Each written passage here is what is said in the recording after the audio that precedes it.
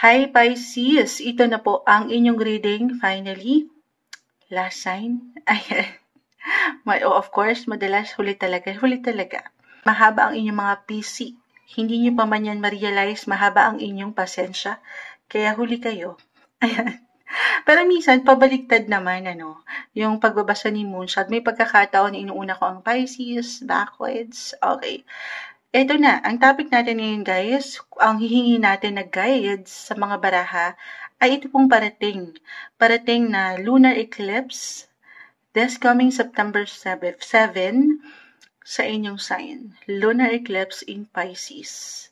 So, maaaring meron akong why not ma-share din sa inyo astrologically kung ano yung pwedeng maging epekto or iwan nito para sa inyo. Okay, kuha muna tayo ng ilang guidance, advice, message para sa isang Pisces, mensaheng gabay po. This coming lunar eclipse in your sign Pisces, anong pwedeng epekto nito? Guidance, advice, message. Okay.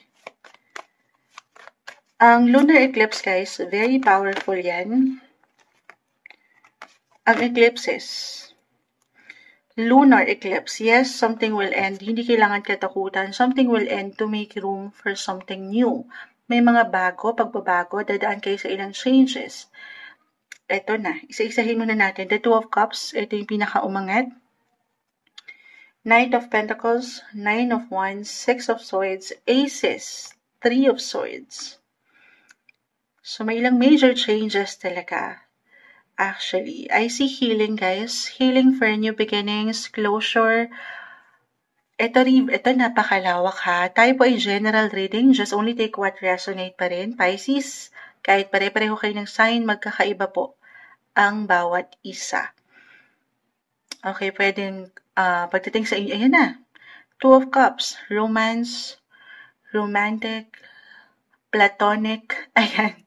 Relationship or pagdating sa inyong mga trabaho, buhay, karera, the Knight of Pentacles. So, depende pa rin ito kung saan mag-iiwan ng diin ang inyong buhay or kung saan kayo nag-iiwan ng prioridad.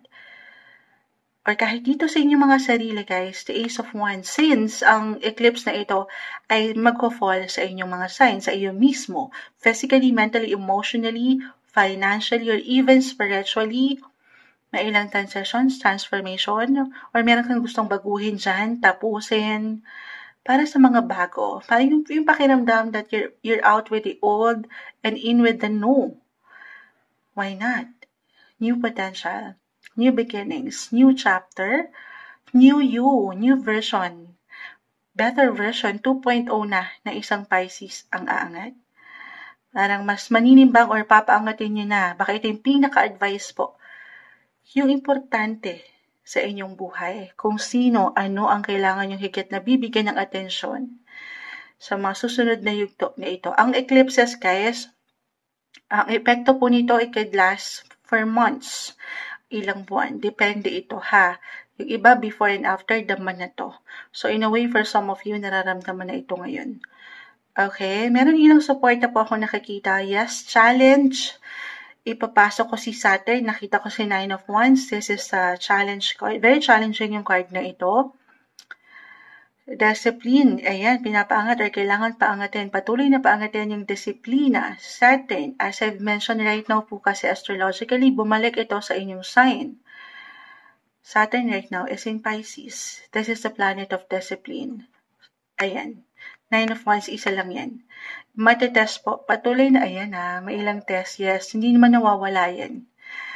Patuloy na may ilang test, challenges, difficulties, struggle ang buhay.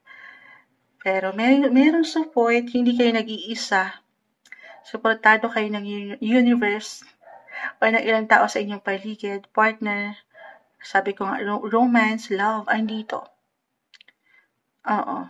May ilang challenges man. Actually, sa buhay relasyon man or sa inyong mga sarili, anong pinagdadaanan nyo financially, yung challenge na yan guys, itong pagtransit, pagbalik ni Saturn sa inyong sign, it will last until in the coming months. Binalikan lang kayo ulit. Actually, ngayong September lang yan. Binalikan kayo ulit At aalis na ulit yan sa inyong sign next year, kung di ako nagkakamali. So, eto na-overwhelm ako, no? Kasi sobrang mag-a-apply astrologically yung mga bumabagsak sa barahan niyo, Pisces. Si Saturn, again, yung iba ayaw kay Saturn kasi parang andyan yung ilang difficulty dama. Pero, actually, yan yung pwedeng mag-iwan sa inyo. At the end of the day, hindi nyo pa man yan ma-realize. Monsyad, ang daming problema. Para bang bit-bit ko ang daigdig. Parang ganon. Ang dami mong pasan, ang dami mong isipin, ang dami mong tinatapos, binabayaran, inaasikaso. Yan po. As long as hindi mo susukuan, as long as mapapaangat mo yung disiplina, yung kakayanan mo. Yes, meron kang power. Ayan, no? Meron kang power. Walang iahain sa iyong universe na hindi mo mapangahawakan. Okay? Pakita natin sa live. Pisces, may hugot kayo. Walang challenge na hindi nyo kakayanin.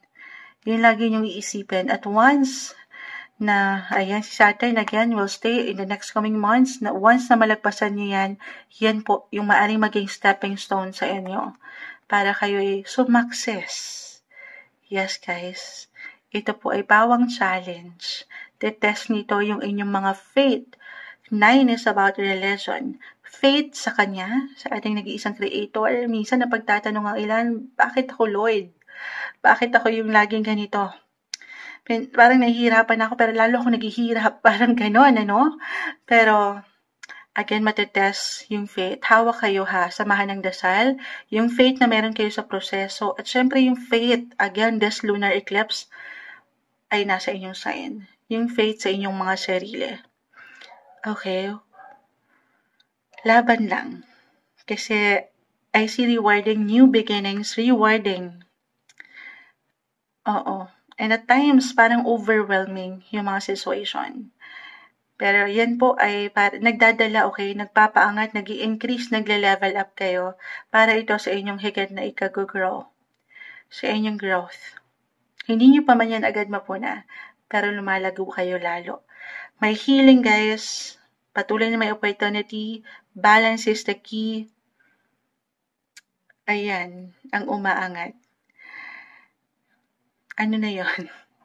Yung mga kagustuhan nyo, again, kahit sa inyong mga personal na pakiramdam kasi itong lunar eclipse, kasi in your sign. Physically, mentally, emotionally, i-allow nyo, yakapin nyo, tanggapin nyo yung mga pagbabagong gusto nyong marating or ma-achieve sa inyong buhay, relasyon man, karera, may mga bagong simula. Stay inspired. Be inspired.